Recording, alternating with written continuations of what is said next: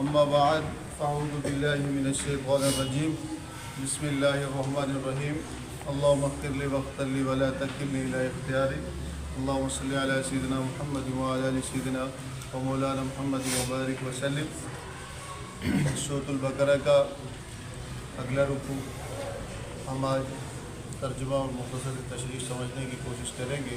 5واں رکوع ہے جس کے ابتدا میں اللہ عز و جل قوم بنی اسرائیل پر یعنی یعقوب علیہ السلام کی اولاد پر اپنی نعمتوں کا ذکر فرما رہے ہیں۔ اللہ عز و جل ارشاد فرماتا ہے یا بنی اسرائیل، اے اولاد یعقوب، اذکروا نعمتی التی انعمت علیکم، یاد کرو میری ان نعمتوں کو جو میں نے تمہیں عطا کی، اور انی فضلتکم علی العالمین، اور بے شک میں نے تمہیں تمام جہانوں پر یعنی انسانوں پر کیا دی ہے؟ فضیلت دی ہے۔ اور یہ فضیلت کس اعتبار سے تھی؟ دین کے اعتبار سے، نظریے کے اعتبار سے تھی۔ جو دعوت و تبلیغ کی ذمہ داری اللہ عز و جل نے انہیں عائد کی تھی، اس اعتبار سے اللہ تعالیٰ یہاں پر ان کو فضیلت کا کیا کر رہا ہے؟ اظہار کر رہا ہے کہ تمہیں فضیلت دی کہ تم دین حقہ پر ہو، سچے دین پر ہو، تمہاری دعوت جو ہے وہ حق ہے، نبی کی پیروی کرنے والے ہو، اللہ کی طرف بلانے والے ہو۔ تو اللہ فرماتا ہے واتقوا یوما لا تجزی نفس عن نفس شیئا۔ عقیدے کے اندر عقیدے کی مختلف درجے ہیں۔ عقیدے کے اندر اللہ عز و جل مختلف عقیدے کے سٹیپس ہوتے ہیں کہ اللہ پر ایمان لانا، رسولوں پر ایمان لانا، بنیادی تین ہی ہیں، آخرت پر ایمان لانا۔ اور انسان کی زندگی میں سب سے زیادہ کردار جس عقیدے کا ہوتا ہے وہ ایمان بالآخرہ ہوتا ہے، ایمان بالآخرہ ہوتا ہے۔ آخرت پر ایمان انسان کے کردار کو بھی سنوارتا ہے، خوف خدا پیدا کرتا ہے۔ جملہ معاملات میں جب اسے یہ تصور ہوگا کہ میں نے اپنے رب کے حضور جملہ معاملات کا حساب و کتاب دینا ہے، تو وہ اپنی ہر معاملے کے اندر چیک اینڈ بیلنس رکھتا ہے کہ کیا چیز اچھا ہے اور کیا چیز بری ہے، اور میں وہی کام کروں کہ مرنے کے بعد جس کا میں حساب دے سکوں، اور جو میرے لیے سزا کا باعث نہ بنے۔ اس آیت کے اللہ عز و جل ایمان بالآخرہ کے متعلق مضبوط کرنے کے لیے، اس عقیدے کی مضبوطی کے لیے رب کریم ارشاد فرماتا ہے کہ واتقوا یوما لا تجزی نفس عن نفس شیئا۔ اس دن سے ڈرو جس دن کوئی نفس کسی نفس کو فائدہ، یعنی کوئی جان کسی جان کو فائدہ نہیں دے گی۔ عقیدہ یہ ولا يقبل منها شفاعہ، اور قیامت والے دن کسی سے کوئی سفارش قبول نہیں کی جائے گی۔ کفار کی بات ہو رہی ہے۔ ولا يؤخذ منها عدل، اور نہ ہی کسی سے کوئی پیسے لے کے اس کو چھوڑا جائے گا، وہاں یہ بھی سفارش بھی کام نہیں آئے گی، پیسے لے کے بھی نہیں چھوڑا جائے گا۔ ولا هم ينصرون، اور نہ ہی کسی کی مدد کی جائے گی۔ یعنی کفر کے ساتھ مرا، کفر کی حالت میں مرا، جب اللہ کے حضور پیش ہوگا تو پھر نہ ہی کوئی سفارش کام آئے گی کفر کے مقابلے میں، شرک کے مقابلے میں، نہ ہی کوئی فدیہ دے کر اس گناہ یا اس جرم سے بندہ بچ سکتا ہے، اس کی سزا سے بچ سکتا ہے، اور نہ ہی اس کی کسی بھی قسم کی مدد کی جائے گی۔ اگر ایمان کی حالت میں مرا، ایمان کے ساتھ مرا، تو قرآن مجید میں پھر شفاعت کی دوسری آیتیں ہیں کہ آپ صلی اللہ علیہ وسلم ایمان والوں کی کیا کریں گے؟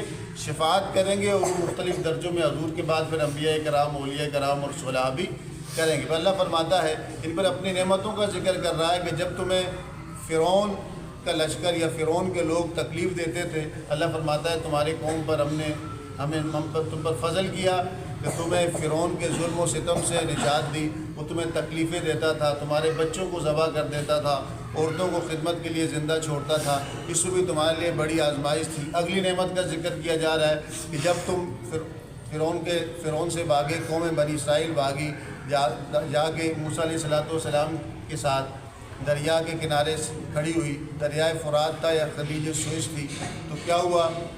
پیچھے فرعون کا لشکر ان کو پکڑنے کے لیے آیا۔ موسیٰ علیہ السلام کو اللہ تعالیٰ نے حکم دیا کہ آپ اپنے عصا کو اس سمندر پہ ماریں، دریا پہ ماریں۔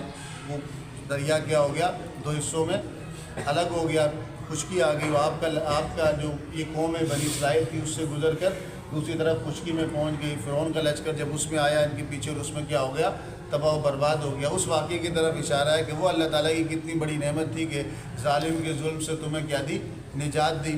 پھر بربارے اللہ تعالیٰ کے، پھر ہم نے موسیٰ علیہ السلام سے 40 دن کا وعدہ کیا کہ آپ کو ایک طور پہ تشریف لائیں۔ پھر ان کو تورات دی گئی، لیکن پیچھے سے تم لوگوں نے کیا کیا؟ تم ثم اتخذتم العجل من بعدی وانتم ظالمون، تم نے بچڑے کو اپنا کیا بنا دیا؟ معبود بنا دیا، اس حال میں کہ تم اپنی جانوں پر ظلم کر رہے تھے، پھر اللہ فرماتا ہے کہ میں نے ایک اور نعمت دی، ثم عفونا عنکم، کہ اس کے بعد میں نے تمہیں معاف کر دیا۔ کیا کر دیا؟ معاف کر دیا، لعلکم تشکرون، تاکہ تم شکریہ ادا کرو۔ پھر اللہ تعالیٰ اگلی نعمت کہہ رہا ہے کہ موسیٰ علیہ السلام کو ہم نے کتاب بھی دی اور فرقان بھی دی، حق و باطل میں فرق کرنے والی چیز بھی عطا کی، اس لیے دی تاکہ تم ہدایت پا جاؤ۔ پھر کہا جا رہا ہے کہ موسیٰ علیہ السلام نے اپنی قوم کو کہا کہ میرے جانے کے بعد تم نے اپنی جانوں پہ ظلم کیا، یعنی شرک کر بیٹھے۔ اگلی جگہ سورۃ الاعراف میں، قرآن کی دوسری جگہ اس کی وضاحت ہے کہ وہ ظلم کس طرح کیا تھا، بچڑے کو کس طرح انہوں نے اپنے معبود بنا کے اس کی پوجا شروع کر دی۔ اس کی وجہ کیا تھی؟ کیونکہ غلام قوم تھے، فرعون قوم کے غلام تھے اور وہ بتوں کی بت پرستی کرتے تھے، تو یہ ان سے متاثر ہو گئے، اسی طرح کی عبادت کا ایک نظام چاہتے تھے۔ تو اللہ تعالیٰ فرماتا ہے کہ پھر ان کو حکم دیا گیا تھا کہ فتوبوا الی بارئکم، اپنے رب کے حضور توبہ کرو۔ توبہ کا صورتحال کیا تھی؟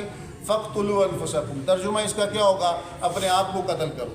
اپنے آپ کو تو کوئی قتل کس طرح کرے گا؟ اس کا مطلب یہ ہے کہ جو اس کے قبیلے تھے، ہر قبیلے کے کچھ لوگ اس گناہ میں ملوث ہوئے تھے۔ وہ گناہ کیا تھا؟ ارتداد کا، مرتد کہتے ہیں اس کو۔ کیا کہتے ہیں؟ کہ دین حق چھوڑ کے، اسلام چھوڑ کے بندہ کافر ہو جائے تو اس کو مرتد کہتے ہیں۔ اس کی سزا کیا ہے؟ اس کی سزا قتل ہے۔ تو اب ہر قبیلے کے شخص کو کہا گیا، لوگوں کو کہا گیا کہ تمہارے قبیلوں میں سے جس افراد میں سے جس نے شرک کا ارتکاب کیا ہے، بچڑے کی پوجا کی ہے، تم اس کو کیا کر لو؟ قتل کر لو۔ تو کہتے ہیں کہ یہ 7 لاکھ سے زیادہ بنی اسرائیلی تھے، ان کے اندر چند ہزار جو ہے وہ شرک میں مبتلا ہوئے تھے، ان کو قتل کیا گیا۔ تو اللہ بطور سزا، تو اللہ فرماتا ہے کہ فتاب علیکم، اللہ نے تم پر کرم کیا، انہ هو التواب الرحیم۔ پھر ان پر اللہ تعالیٰ ان کی ایک بات کا ذکر کر رہا ہے کہ جب انہیں کہا گیا، جب تم نے موسیٰ علیہ السلام کو کہا کہ ہم اللہ پر ایمان نہیں لائیں گے یہاں تک کہ اپنی آنکھوں سے نہ دیکھ لیں، یہاں تک کہ آنکھوں سے دیکھ کر مانیں گے، تو اللہ فرماتا ہے فاخذتکم الصاعقہ، ایک کڑک نے ان کو لیا، تیز آواز نے ان کو لیا، وانتم تنظرون، اور تم دیکھ رہے تھے، وہ سب مر گئے۔ جو نے کہا تھا نا ہم دیکھ کے کریں گے، وہ سارے مر گئے۔ تو پھر اللہ تعالیٰ نے دوبارہ ان مردوں کو جو مر چکے تھے، ان کے بڑے سردار تھے جو کوہ طور پہ موسیٰ علیہ السلام کے ساتھ گئے تھے، اس واقعے کا ذکر ہے، ثم بعثناکم من بعد موتکم، تم مر گئے تھے تو اللہ تعالیٰ نے دوبارہ ان کو زندہ کیا، قال لعلکم تشکرون، اس لیے کیا کہ تم شکریہ ادا کرو۔ پھر ایک نعمت کا ذکر ہے کہ جب تم دریا کراس کر کے صحرائے سینا میں گھوم رہے تھے، اس وقت اوپر تو سورج کی تپش تھی، صحرا تھا، تو اللہ تعالیٰ نے تم پر ایک کرم کیا، بادلوں کا ایک نظام رکھ دیا جو تم پر سائبانی کرتا تھا، سایہ دیتا رہتا تھا، کھانے پینے کو کچھ تھا نہیں، تو اللہ تعالیٰ نے تمہارے لیے من و سلوہ ایک آسمان سے جو ہے اللہ تعالیٰ نے 2 نعمتیں کھانے کی ان کے لیے کیا کر دی تھی؟ اتار دی تھی۔ اللہ نے فرمایا تھا کہ کھاؤ، یہ تمہیں میں نے کیا دیا ہے؟ رزق دیا ہے، پاکیزہ رزق ہے۔ تو اللہ فرماتا ہے کہ وما ظلمونا ولکن کانوا انفسهم یظلمون، یہ جو اللہ تعالیٰ کے احکامات کی نافرمانی کرتے یا نعمتوں کی ناقدری کرتے تو اصلاً یہ اپنی جانوں پر ظلم کر رہے تھے۔ کیا کر رہے تھے؟ ظلم کر رہے تھے۔ تو بتانا ہم سب کو مقصود یہ ہے کہ اللہ تعالیٰ جو نعمتیں دے رہا ہو وہ کسی وجہ سے دے رہا ہو، تو اللہ تعالیٰ کے لیے سارے انسان برابر ہیں، سارے انسان برابر ہیں، اس کی مخلوق ہیں، لیکن فضیلت والا کون ہوتا ہے؟ ایمان والا۔ ان اکرمکم عند اللہ اتقاکم، اللہ کے نزدیک عزت والا کون ہے؟ احترام والا کون ہے؟ محترم کون ہے؟ مکرم کون ہے؟ اللہ فرماتا ہے جو تم میں سب سے زیادہ با کردار ہے، تقوی والا ہے۔ کس والا ہے؟ تقوی والا ہے۔ لیکن ان لوگوں کو کیا اشتباہ لگا؟ یہ سمجھیں کہ ہمیں جو یہ فضیلت دی جا رہی ہے، اتنا کرم کیا جا رہا ہے، ہماری غلطیوں کو معاف کیا جا رہا ہے، یہ سمجھے کہ ہمیں، یہ سمجھے یا نفس نے ان کو سمجھایا یا غفلت کی وجہ سے، یہ سمجھے کہ یا تو یہ ہماری قوم کی وجہ سے یا نسل کی وجہ سے ایسا ہو رہا ہے یا برادری کی وجہ سے ایسا ہو رہا ہے یا ہمارے خون کے اندر یہ ایسی کوئی بات ہے کہ اللہ ہم پہ کرم کر رہا ہے۔ اسی وجہ سے یہودی جو ہے وہ نسلی ہوتا ہے، وہ ان کا نسلی یہودی ہوتے ہیں۔ عام بندہ یہودیت قبول کرے تو وہ اپنے دین کی دعوت نہیں دیتے یہودی، وہ کہتے ہیں ہماری ایک نسل ہے، ایک قوم ہے، وہ اس کو فالو کرتی ہے کیونکہ ہم کیا ہیں؟ عزت اور احترام والے ہیں۔ تو یہ ان کو کیا لگا؟ گمراہی میں مبتلا ہوئے، اس غلط فہمی میں مبتلا ہوئے۔ پھر اللہ تعالیٰ فرماتا ہے کہ جب ایک شہر میں تمہیں حکم دیا کہ اس شہر میں داخل ہو جاؤ، اس میں جو چاہو کھاؤ، لیکن جب اس شہر میں تم فاتحانہ طور پر داخل ہو گئے، اس شہر کو فتح کر کے داخل ہو گئے، تو داخل ہوتے ہوئے تم نے عاجزی اور انکساری کا مظاہرہ کرنا ہے اور کہنا ہے کہ رب کریم ہمیں معاف فرمائے، جملہ کہتے ہوئے تم نے اس شہر میں داخل ہونا ہے۔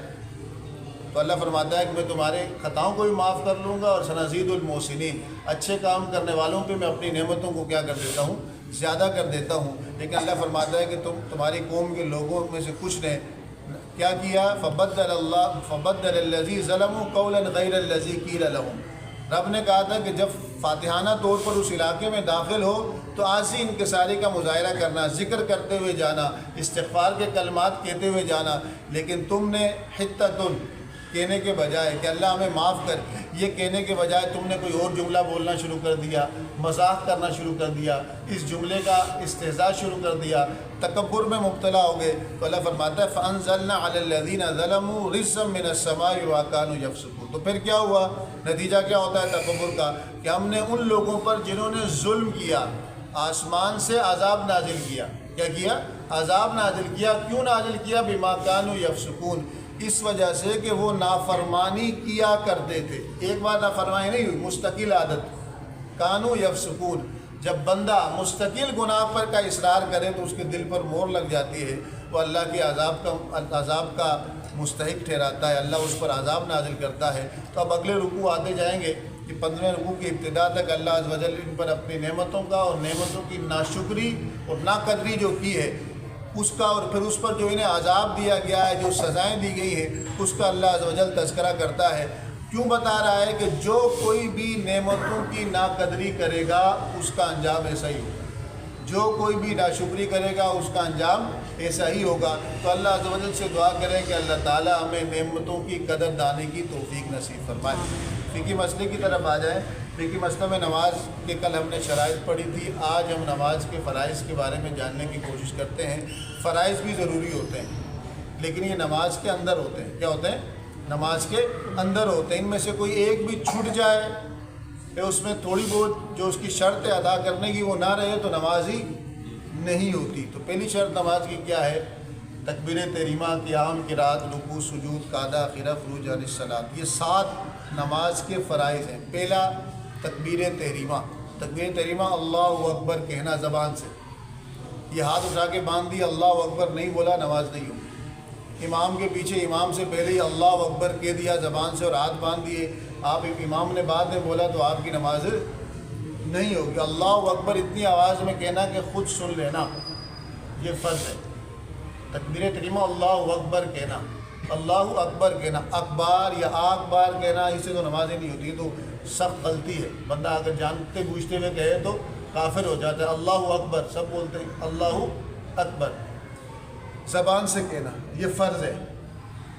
ہاتھ اٹھانا یہ سنت ہے، لیکن اللہ اکبر اگر امام کے پیچھے ہیں تو امام کے کہنے کے بعد کہنا، اگر پہلے کہا تو نماز نہیں ہوگی۔ اور زبان سے کہنا، محض اشارہ کرنے سے تکبیر تحریمہ نہیں ہوگی، یہ فرض ہے۔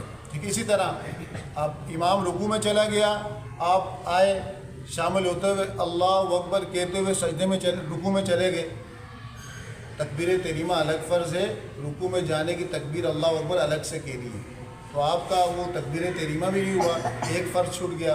دوسرا قیام فرض تھا وہ چھوٹ گیا تو آپ کی نماز نہیں ہوگی۔ امام رکوع میں آپ اللہ اکبر کھڑے ہو کے کہیں گے، پھر اللہ اکبر کہہ کے کس میں جائیں گے؟ رکوع میں جائیں گے، تو اس رکعت کو کیا کر لیں گے؟ آپ پا لیں گے۔ تو پہلا فرض ہے تکبیر تحریمہ یعنی اللہ اکبر کہنا۔ دوسرا فرض ہے نماز کا قیام، کھڑے ہو رہا۔ فرض نماز، فرض وتر، عیدین کی نماز جو ہے اس میں قیام جو ہے ضروری ہے، فرض ہے۔ قیام کیا ہے؟ فرض ہے۔ نفلی نمازیں بیٹھ کر پڑھ سکتے ہیں، لیکن فجر کی سنتیں بھی، فجر کی سنتوں کا بھی حکم ہے کہ کھڑے ہو کے تکبیر تحریمہ کہنا بھی فرض ہے، اور کھڑے ہو کے قرات وغیرہ کرنا بھی اس میں کیا ہے؟ فرض ہے۔ اب قیام کتنا قیام فرض ہے؟ بھائی شرعی مسائل ہیں کہ بھائی کتنا قیام فرض ہے، کہ پھر آپ قرات کی جاتی ہے، ایک فرض قرات ہے، ایک واجب قرات ہے، ایک سنت قرات ہے۔ تو فرض قرات کے لیے اس کی مقدار میں قیام کرنا فرض ہے، اور واجب قرات کے لیے اس مقدار میں قیام کرنا واجب ہے، سنت قرات کے لیے اس مقدار میں قیام کرنا کیا ہے؟ سنت کہلاتا ہے۔ یہ دوسرا فرض ہے، قیام، کھڑے ہونا۔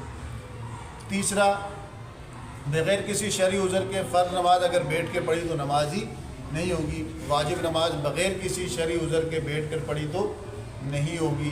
اسی طرح فجر کی سنتیں ہو گئی، یہ عیدین کی نماز ہے، اگر بغیر کسی شرعی عذر کے بیٹھ کے پڑھی تو نماز نہیں ہوگی، کیونکہ قیام کیا ہے؟ فرض ہے۔ تیسرا فرض ہے قرات۔ قرات کا مطلب کم سے کم ایک قرآن کی آیت پڑھنا کیا ہے؟ فرض ہے نماز میں۔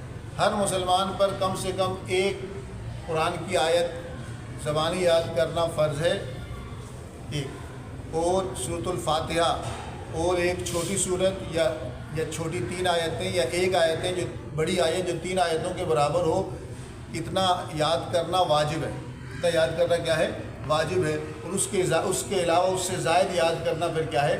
سنت قرات پوری ہو جائے، جس سے وہ کیا ہے؟ سنت ہے۔ پورا قرآن یاد کرنا کیا ہے؟ فرض کفایہ ہے۔ ایک قرات کرنا، قرات بھی نماز میں کیا ہے؟ فرض ہے۔ اگر آپ اکیلے نماز پڑھ رہے ہوں یا امام کے ساتھ پڑھ رہے ہوں تو امام پہ فرض ہوگا، حکمی طور پر آپ بھی قرات کرنے والے ہی ہوں گے۔ اور تیسرا فرض کیا ہے؟ اب آپ نماز کی کل چونکہ ڈیٹیل میں بتاؤں گا شروع سے، تو اس میں واجبات وغیرہ سارے آ جائیں گے۔ فی الحال وہ چیزیں بتا رہا ہوں کہ جو نہ ہوں تو نماز ہی نہیں ہوتی۔ تکبیر تحریمہ، قیام، قرات، رکوع میں جانا، رکوع کا کم سے کم جھکنا، کم سے کم رکوع یہ ہے کہ اگر آپ اتنا جھکیں کہ آپ نے ہاتھ نیچے کیے گھٹنوں تک لگ گئے تو کم سے کم رکوع ہی ادا ہو گیا۔ مکمل رکوع کیا ہے کہ مکمل کیا ہو جائے؟ پیٹھ برابر ہو جائے اور دونوں ہاتھ گھٹنوں کو اچھی طرح پکڑ لیں اور ہاتھ کیا ہوں؟ کشادہ ہوں، ہاتھ کیا ہوں؟ کشادہ ہوں۔ اسی طرح چوتھا فرض ہے سجدہ۔ دونوں سجدے کیا ہیں؟ فرض ہیں۔ اور سجدے کے اندر پیشانی اور ناک لگانا ضروری ہے۔ اور حضور نے فرمایا کہ میرے رب نے مجھے حکم دیا ہے کہ میں 7 ہڈیوں پر سجدہ کروں۔ کس پر سجدہ کروں؟ 7 ہڈیوں۔ امرت ان اسجد علی 7 اعظم۔ 7 ہڈیاں کون سی ہیں؟ 2 پاؤں کی، 2 گھٹنے کتنے ہو گئے؟ 4، اور 2 ہاتھ کتنے ہو گئے؟ 6، اور 1 ان دونوں کو ملا کے ناک اور ماتھے کی ملا کے 7۔ یہ 7 لگتے ہیں تو شرعی سجدہ کہلاتا ہے۔ تو تکبیر تحریمہ، قیام، قرات، رکوع، سجود، نماز کے دونوں سجدے کیا ہیں؟ فرض ہیں۔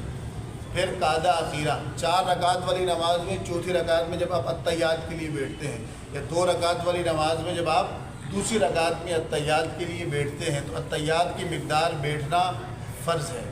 کیا ہے؟ فرض ہے۔ اور آخری جو فرض ہے نماز کا وہ خروج یعنی صلاۃ ہے، کہ نماز سے سلام پھیر کے نکلنا۔ سلام پھیرنا، سلام کے لفظ کہنا واجب ہے، اور سلام پھیرنا، یہ سلام پھیر کے نکلنا یا خروج یعنی صلاۃ، کسی بھی ایسے عمل کے ساتھ جو منافی صلاۃ ہو، نماز ختم کرنے کے ارادے سے بندہ نکلے گا تو وہ کیا ہے؟ فرض ہے۔ اس طرح اگر نماز میں گردن سلام پھیرتے ہوئے آپ نے گردن تو پھیر لی، منہ سے السلام علیکم کہا ہی نہیں، السلام علیکم کہا ہی نہیں، تو آپ کی نماز اٹھ کے آپ چلے گئے تو آپ کی نماز واجب الادا ہوگی، نماز دوبارہ ادا کرنی پڑے گی، کیونکہ السلام علیکم کہنا یہ کیا ہے؟ واجب ہے۔ تو یہ نماز کی 7 شرائط کی 7 فرائض ہیں۔ کون کون سے؟ تکبیر تحریمہ، قیام، قرات، رکوع، سجود، قعدہ اخیرہ اور خروج عن الصلاۃ۔ یہ 7 چیزیں فرض ہیں نماز کے اندر۔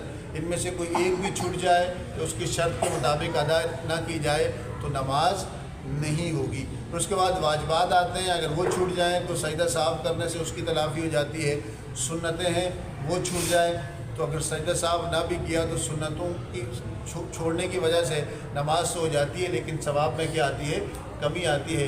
کل کے درس میں انشاءاللہ ان ڈیٹیل ہم پوری نماز کے مسائل کو پر ڈسکس کریں گے۔ اللہ عز و جل سے دعا ہے کہ جو کچھ سنا اس پر عمل کرنے، اسے دوسروں تک پہنچانے کی توفیق نصیب فرمائے۔ وما علیہ الا البلاغ المبین۔